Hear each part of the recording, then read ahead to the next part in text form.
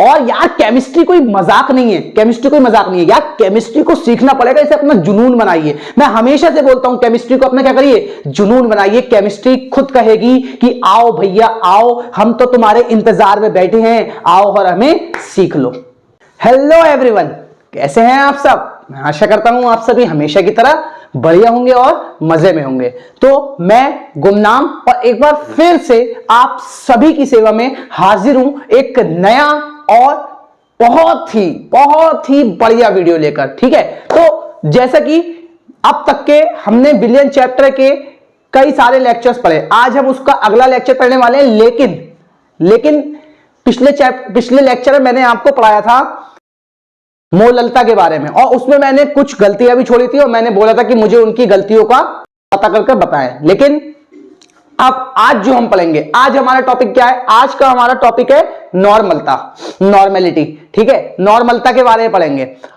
तो चलिए फटाफट से बिना समय बर्बाद करे क्या करते हैं, वीडियो को स्टार्ट करते हैं। तो आज का हमारा टॉपिक क्या है? आज का जो हमारा टॉपिक है वो है नॉर्मलता। इसको इंग्लिश में कहा जाता है नॉर्मेलिटी, और इसे एन से रिप्रेजेंट करते हैं। ठीक है, इसे एन से रिप्रेजेंट करते हैं। अब देखिए भाई, सबसे पहले चीज नॉर्मलता की परिभाषा और नॉर्मलता का फॉर्मूला। बहुत ही आसान सी और सिंपल सी परिभाषा है, ज्यादा कुछ नहीं करना है आपको। सिंपल सी, पहले मैं इसकी परिभाषा लिख देता हूं। इसकी परिभाषा ये होती है,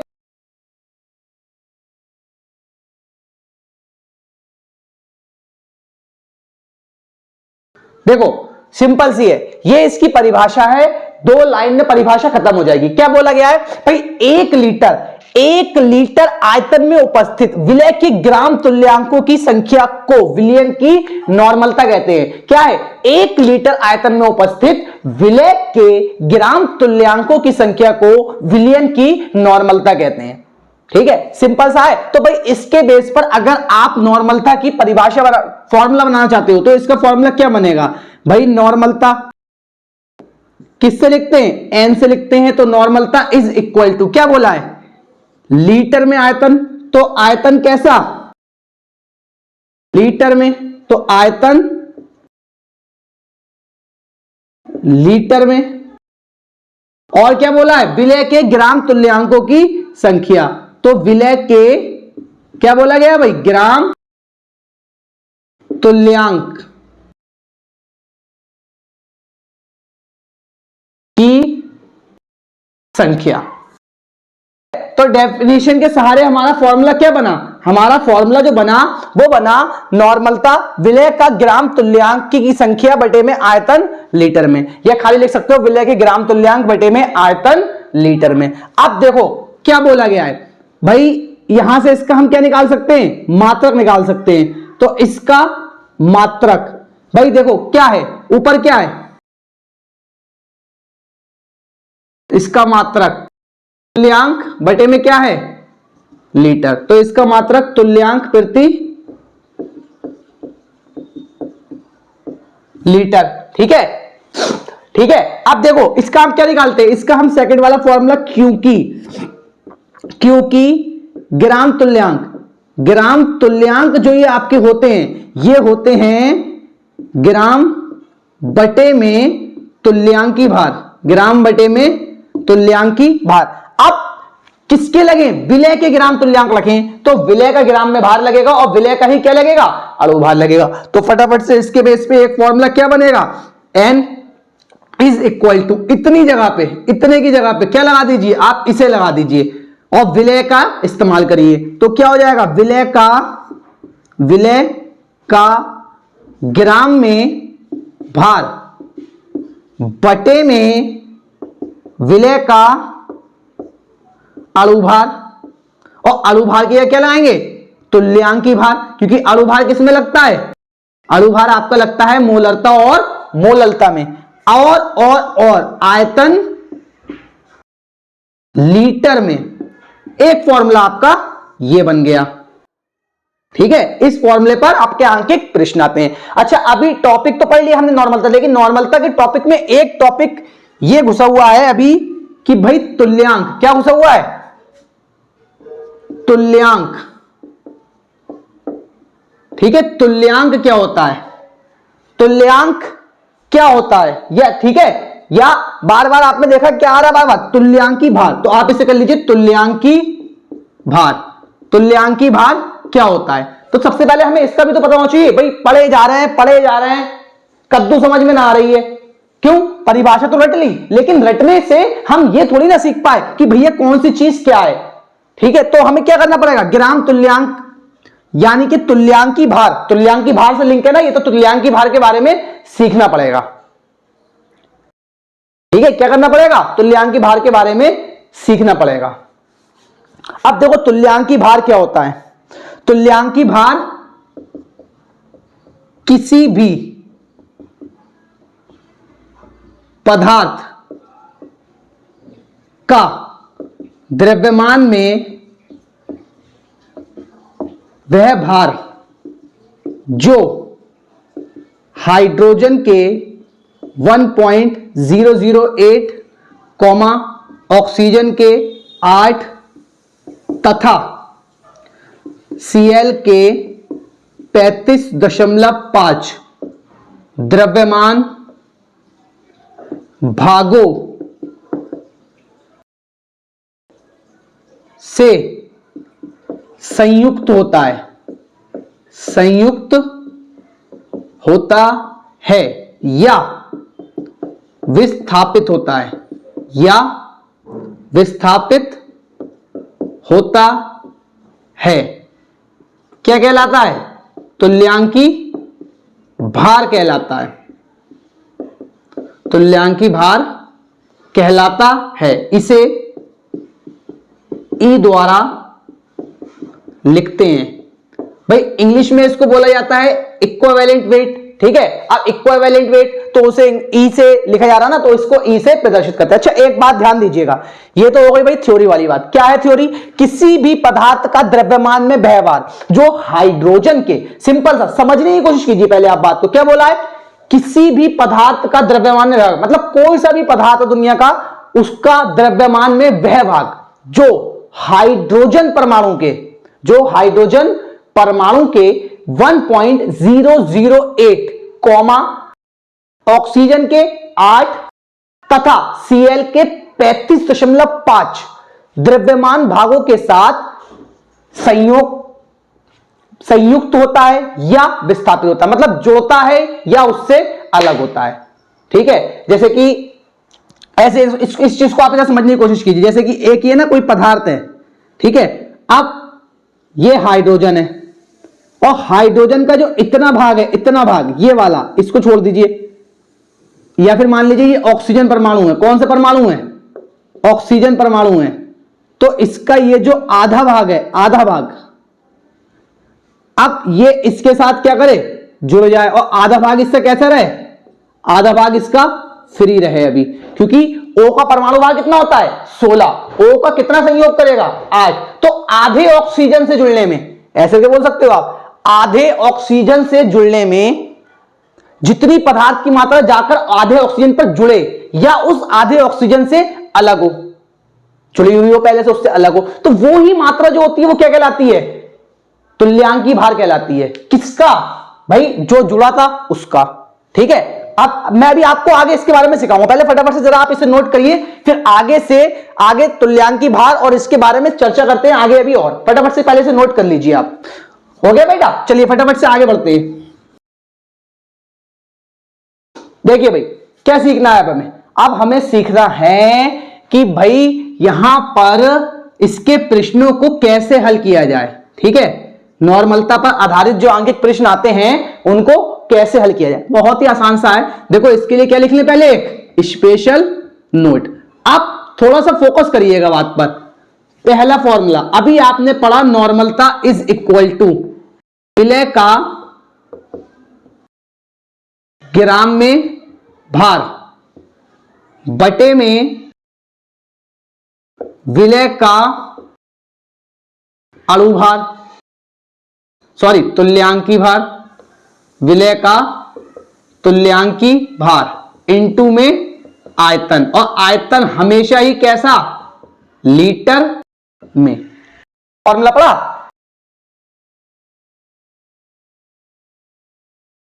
अब देखो इस फॉर्मूले में क्या जिक्र आ रहा है, इस फॉर्मूले में जिक्र आ रहा है तुल्यांकी भार का। तो भैया तुल्यांकी भार का जब जिक्र आ रहा है तो हमें जाहिर सी बात है तुल्यांकी भार को भी पहले निकालना पड़ेगा। तुल्यांकी भार कैसे निकालते हैं, तो देखो इसके लिए क्या करेंगे,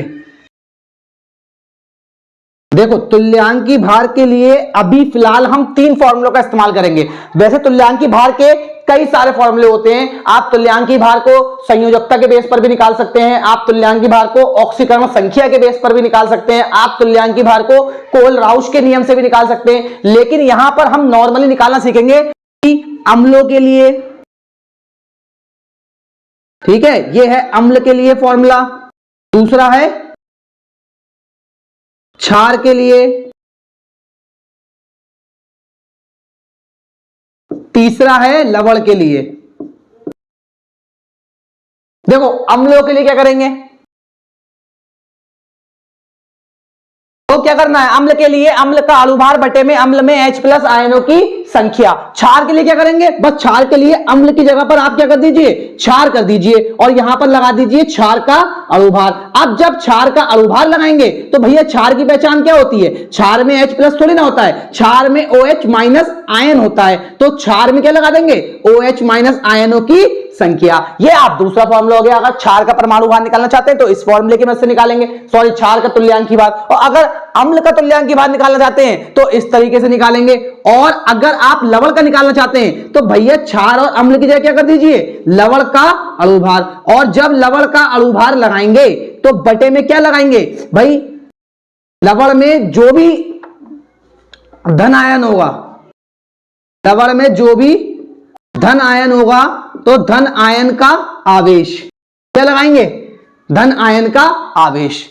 और एक चीज और, पॉइंट नंबर 3, यदि घनत्व आ जाए,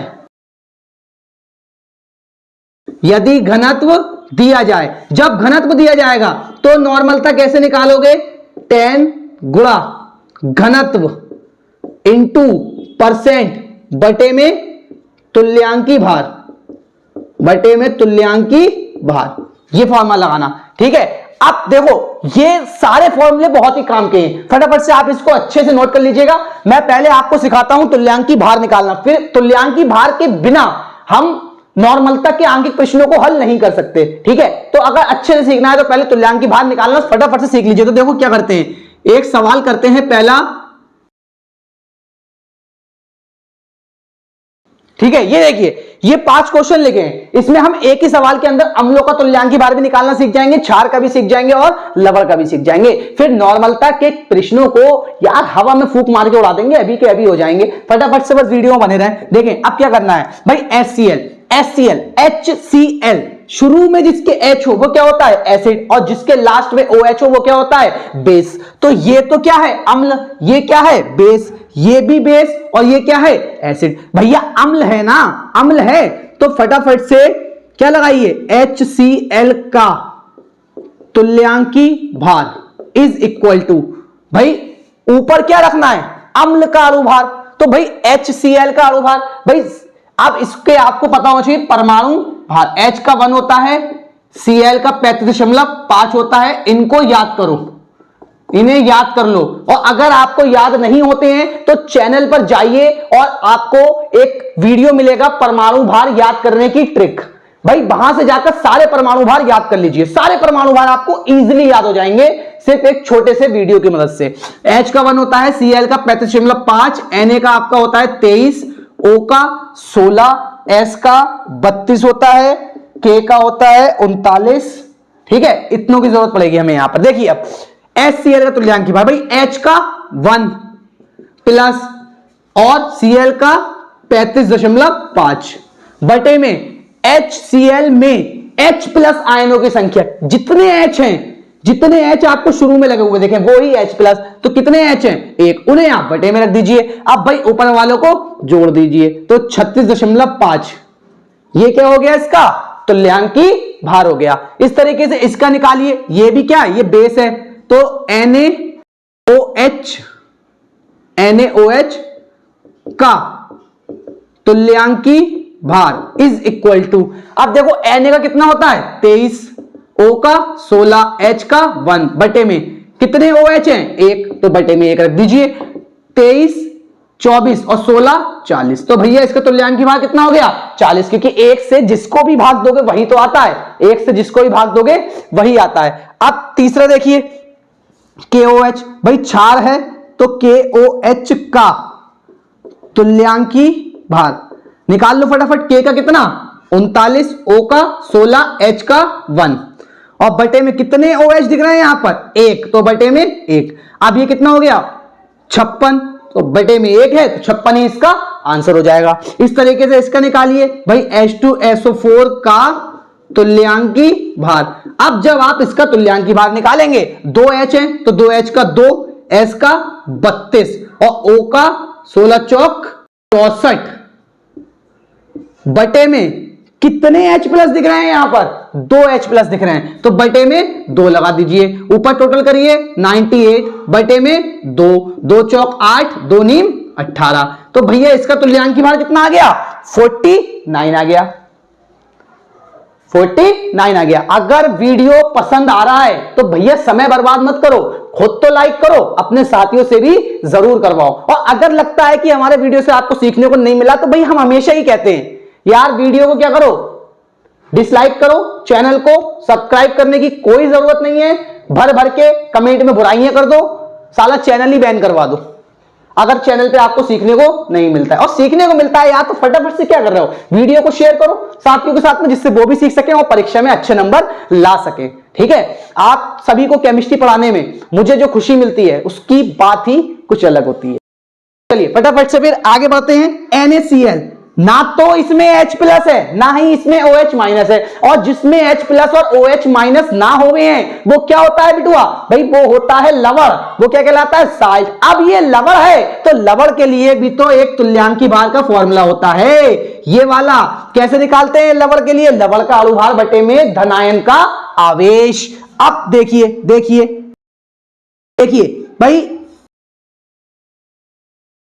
NaCl, सबसे पहले क्या करिए जब लवण की बात आए तो NaCl इसकी रिएक्शन को आप तोड़िए, ये टूटेगा Na प्लस प्लस में Cl माइनस, ये आया धनायन, धनायन पे कितना आवेश है 1, तो फटाफट से NaCl का क्या निकालें तुल्यांकी भार, और ये क्या होता है NaCl का अणुभार, तो Na का 23, इसका Cl का 35.5। अब 23 और 35.5 दोनों क्या करिए जोड़ लीजिए, तो ये आपका और आवेश कितना है 1, तो ये आपको हो जाएगा 58.5, ये हो जाएगा आपका इसका तुल्यांकी भार। ठीक है, अगर इतना वीडियो समझ में आया है तो फटाफट से भैया वीडियो को लाइक करो, फटाफट से पहले ये काम नोट कर लो, फिर आगे चलते हैं। अभी नॉर्मलता के प्रश्नों को हमें हल करना है, जल्दी से इसे नोट कर लीजिए फटाफट। बेटा चलिए आगे बढ़ते हैं।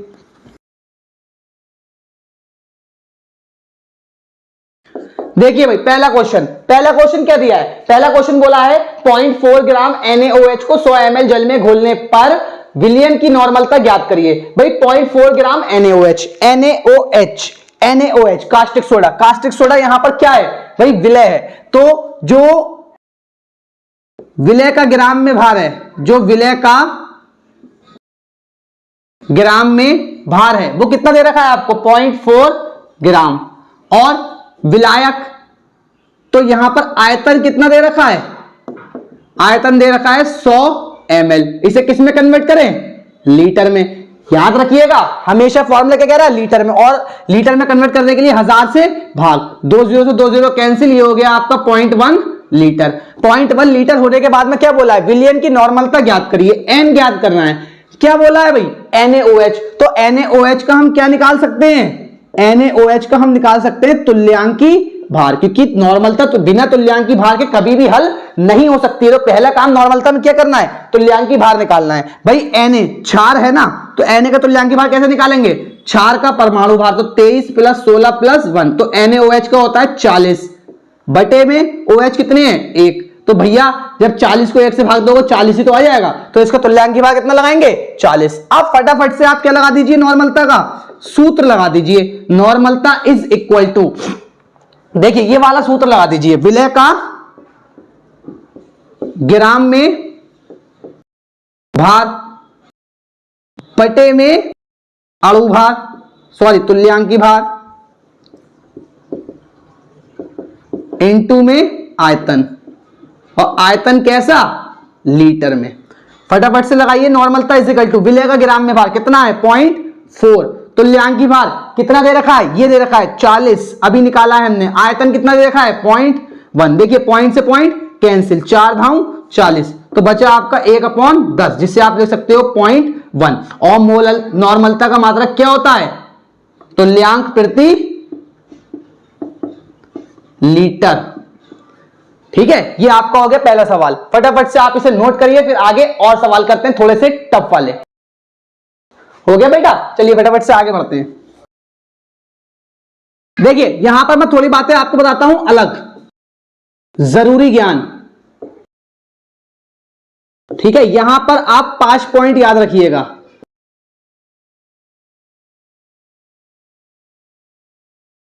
देखिए क्या करेंगे, अगर क्वेश्चन में आपको दिया जाता है नॉर्मल विलियन, तो आप नॉर्मलता लगाएंगे n, और हमेशा n का मान कितना रखेंगे 1। अगर आपको दिया जाता है सेमी, सेमी का मतलब होता है आधा, तो आप कर देंगे n/2 और नॉर्मलता लगाएंगे 1/2। अगर आपको दिया जाता है डेसी नॉर्मल विलियन, तो आप नॉर्मलता को कर देंगे 10 से भाग और लगाएंगे 1/10। अगर आपको दिया जाता है सेंटी, तो मतलब नॉर्मलता को 100 से भाग कर देंगे और नॉर्मलता लगाएंगे 1/100। और अगर आपको दिया जाता है मिली, तो आप क्या करेंगे, नॉर्मलता को 1000 से भाग कर देंगे और नॉर्मलता लगाएंगे 1/1000। ये बातें आपको जरूरी ज्ञान है और याद रखना है नॉर्मलता के प्रश्नों में, मोलरता के प्रश्नों में चैंपियन बनने के लिए। यही सेम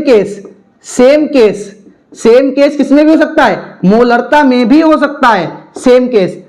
पीछे मैंने आपको वीडियो लंबा ना हो जाए इसलिए नहीं पढ़ाया था, लेकिन याद रखिएगा, अगर वो बोल दे मोलर विलियन, वो बोल दे सेमी मोलर विलियन, क्या बोल दे, सेमी मोलर विलियन, या बोल दे देसी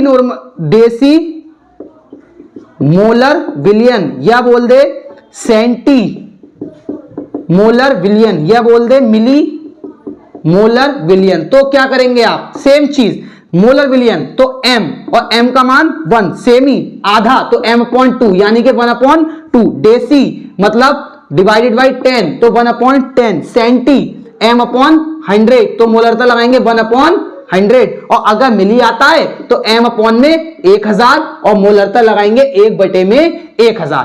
ये बातें जहन में घुसा लीजिए। और इतना डाटा, ये वाला डाटा जो मैंने अभी आपको लिखवाया है, ये डाटा बहुत ही काम का है नॉर्मलता के प्रश्नों को हल करने के लिए या मोलरता के प्रश्नों को हल करने के लिए। फटाफट से इसे नोट करिए, फिर मैं नॉर्मलता के 1-2 क्वेश्चन आपको और करवाता हूं, जिससे आप और अच्छे नंबर ला सको बोर्ड की परीक्षा में।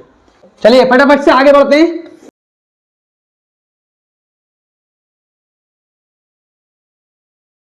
देखिए ये है क्वेश्चन, क्या बोला है भाई, बोला है 250 centimetre cube semi normal H2SO4 विलियन बनाने के लिए कितने ग्राम H2SO4 की आवश्यकता होगी। ठीक है, सिंपल से इतना बोला है। चलिए फटाफट से सॉल्व करते हैं। भाई आयतन आपको कितना दे रखा है, आयतन आपको दे रखा है 250 सेंटीमीटर क्यूब। इसे किस में कन्वर्ट कर लें, लीटर में, तो बटे में 1000 से भाग, तो ये हो जाएगा 0.25 लीटर। ठीक है, 0.25 लीटर। इतना होने के बाद में क्या बोला है, तुल्यांकी भार हमें पेपर में दे रखा है, कितना दे रखा है 49। बोला है H2SO4 विलियन बनाने के कितने ग्राम, मतलब ग्राम में क्या निकालना है, भार। ग्राम में भार को हम लेट कर लेते हैं x, हमें x क्या करना है, निकालना है। नॉर्मलता क्या बोला है, सेमी, अभी मैंने जस्ट पीछे आपको पढ़ाया सेमी मतलब आधा, तो नॉर्मलता क्या कर देंगे, n क्या लगाएंगे, n = n/2 या 1/2, या इसे आप लिख सकते हैं 0.5। भाई पॉइंट लगाया, 10 हो गए, 2 पंजे 10, ये लगाएंगे हम इसकी मोलरता। फटाफट से सूत्र लगाइए जरा, सूत्र। तो नॉर्मलता इज इक्वल टू क्या होता है, विलय का ग्राम में भार, ग्राम के भार को हमको कितना माना है x, तो यहां x लगाइए, बटे में तुल्यांकी भार, और इनटू में क्या, आयतन, इनटू में आयतन। जरा फटाफट से मान फिट कीजिए, x तो हमें निकालना है ना, तो अगले पद में क्या हो जाएगा, x इज इक्वल टू, ये दोनों इसके इनटू में आ जाएंगे, तो n गुणा तुल्यांकी भार, तुल्यांकी भार को आप e से भी लिख सकते हैं, इनटू में आयतन, आयतन को आप v से लिख सकते हैं। अब देखो x is equal to n, नॉर्मलता कितनी दी है भाई, 5 इंटू तुल्यांकी भार कितना है 49, आयतन कितना है 0.25। देखिए पॉइंट हटाए, नीचे 3 0 बढ़ाए, 25 पंजे 125 और 49 की गुणा कितने से 125 से, तो 9 पंजे 45, 4 18 और 4 22, 9 एकम 9 और 2 11, 5 चौक 20, हासिल 2, 4 दूनी 8 और 2 10, हासिल 1, 4 एकम 4 और 1 5, तो 5 2 1 6, तो कितना आया 6125 बटे में कितना है 1000, 3 पॉइंट पीछे खिसका दो तो 6.125 ग्राम, ये आपका आया x 6.125 ग्राम। ये हो गया आपका इसका आंसर।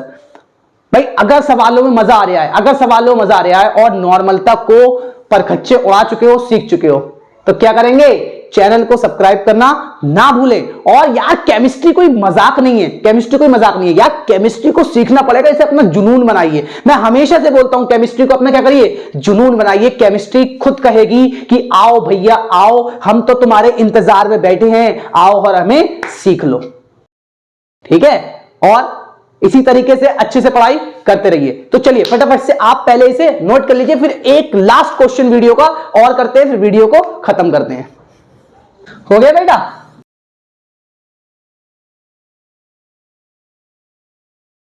ये देखिए भाई क्या क्वेश्चन दिया है। क्वेश्चन बोला है 60%, क्या बोला है 60% भार अनुसार HNO3 का घनत्व 1.43 ग्राम प्रति ml है, इसकी नॉर्मलता ज्ञात करें। मैंने जस्ट अभी शुरू में वीडियो में आपको बताया, अगर घनत्व आ जाए तो 10 गुणा घनत्व इंटू परसेंट बटे में तुल्यांकी भार, इस वाले फॉर्मूले का डायरेक्ट इस्तेमाल कीजिएगा। देखिए सॉल्व करते हैं। भाई भार अनुसार 60%, परसेंट कितनी दी है भैया, दे रखी है 60। आगे क्या बोला है घनत्व कितना दे रखा है, घनत्व दे रखा है 1.43 ग्राम प्रति ml, और क्या बोला है नॉर्मलता तुमसे पूछी है, तुल्यांकी भार भी तुम्हें पेपर में दे रखा है यार, और क्या चाहिए, तुल्यांकी भार भी पेपर में दे रखा है। भैया इतना काम तो आसान कर दिया है बोर्ड वालों ने। अब देखिए सूत्र लगाइए, सूत्र क्या कहता है, सूत्र n इजिकल टू 10 गुणा घनत्व इंटू परसेंट बटे में इक्विवेलेंट वेट या तुल्यांकी भार। अरे भैया 10 गुणा घनत्व कितना दे रखा है 1.43, परसेंट कितनी दे रखी है 60, और तुल्यांकी भार कितना है 63। ठीक है, अब देखिए भाई पॉइंट हटाए, 2 0 बढ़ाए, 1 0 ये 1 0 ये कैंसिल, 3 से काट दीजिए, 3 दूनी 6, 3 दूनी 6, 3 एकम 3, 143 की जरा 2 से गुणा करवा लीजिए, 3 दूनी 6, 4 दूनी 8, 2 एकम 2 बटे में 21। भैया फटाफट से बेटा इसको भाग दे लो, 21 एकम 21, 7 बचे 76 उतारा, 21 तिया 63, 6 में से 3 गया, 3 बचा, इधर 1 बचा, भैया पॉइंट लगाया 0 बढ़ाया। ठीक है, 21 छंग आपका हो गया 126। ठीक है, कितने बचे 4, पॉइंट लगाए 40, 21 एकम 21, तो भैया आपका कितना आ गया 13.61, तो नॉर्मलता आपकी हो गई 13.61, और मात्रक अगर कोई पूछ ले तो तुल्यांक प्रति लीटर, तुल्यांक प्रति में लीटर। ठीक है बेटा, अब इससे ज्यादा भी अगर आप आसान चाहते हो तो भैया इससे ज्यादा आसान नहीं हो सकता है यार, इतने साइंस के विद्यार्थी हो, और साइंस एक कला है, और इसको अपने जहन में बसाना पड़ेगा, इसे रटना नहीं है, केमिस्ट्री को रटना नहीं है। ठीक है, तो आज मैंने आपको नॉर्मलता के बारे में पढ़ा दिया है, अच्छे से इसकी घर पर तैयारी कीजिए और अच्छे से सीखने की कोशिश कीजिए। अगर आप सीखने की कोशिश करोगे तभी तो केमिस्ट्री में आगे बढ़ोगे, नहीं तो घंटा कुछ नहीं होने वाला तुमसे। ठीक है, तो सीखने की कोशिश कीजिए। देखिए मेरे बोलों पर मत जाइए, कड़वे जरूर हैं लेकिन सच है। अगर आप इसको रटने की कोशिश करोगे तो आप कहीं ना कहीं खो जाओगे। आप इसे सीखने की कोशिश करो, जब आप इसे सीखने निकलोगे ना तो खुद ब खुद आपको ये अपने चारों ओर फील होने लगेगी और आप इसमें निरंतर कामयाबी हासिल करते चले जाओगे। तो इन्हीं लफ्जों के साथ मैं अलविदा लेता हूं, फिर मुलाकात होगी एक नई और धमाकेदार वीडियो के साथ।